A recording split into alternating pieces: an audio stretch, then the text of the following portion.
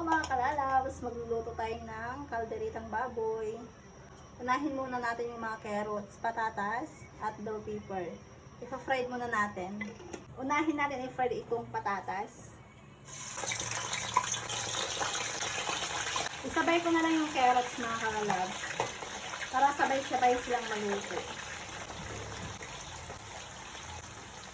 I-fried lang natin to hanggang sa mag-golden brown. Golden brown na siya mga kalalabs, oh. Kaya hahanguin ko na.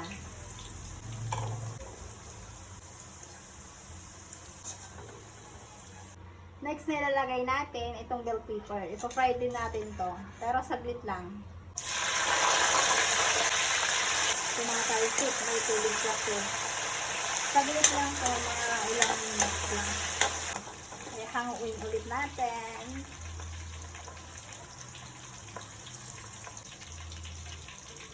Magigisa na tayo mga kalalabs ng bawang at sibuyas.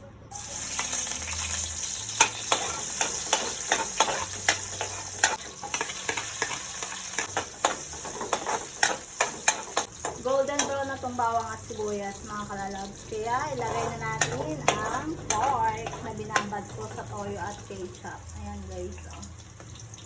Ilagay na natin.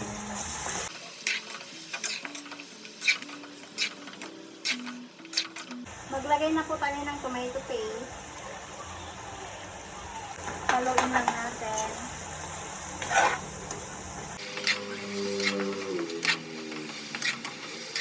Maglagay na rin tayo ng tubig mga kalalabs.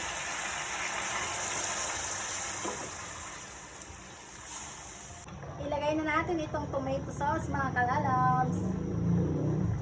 Ilagay natin lahat para mas masarap. Magdadagdag tayo ng UFC ketchup spice. Masarap pag maanghang. Kunti lang naman. Pampalasa. Haluin na natin mga kalalabs. Ang bango. Sauce pa lang ulam na. Next mga kalalabs, ilalagay na po natin itong Reno. Liver spread. Sarap neto. Pwedeng pang palaman sa tinapay. Lagay na natin lahat. Pampalapot. Pag wala po kayong Reno or liver spread, pwede naman pong maglagay ng cornstarch. Yan, lumalapot na siya mga kalalabs. Wow! Ang bango, grabe. Maglagay na rin po pala ako dito ng bitsin. Pero konti lang. Magdagdag tayo ng asin. Titikman natin mga kalalabs kung pasado naman ang ating kaldereta.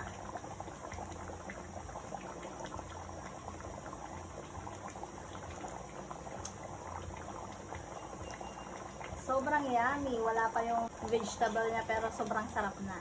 Nalagay na po natin ang carrots, bell pepper, and potato.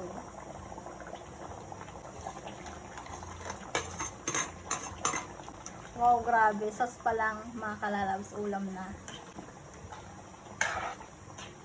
Siyempre, hindi mawawala ang green peas mga kalalabs.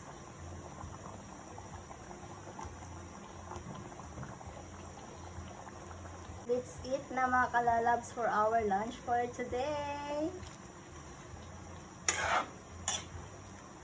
Na ang ating pork caldereta.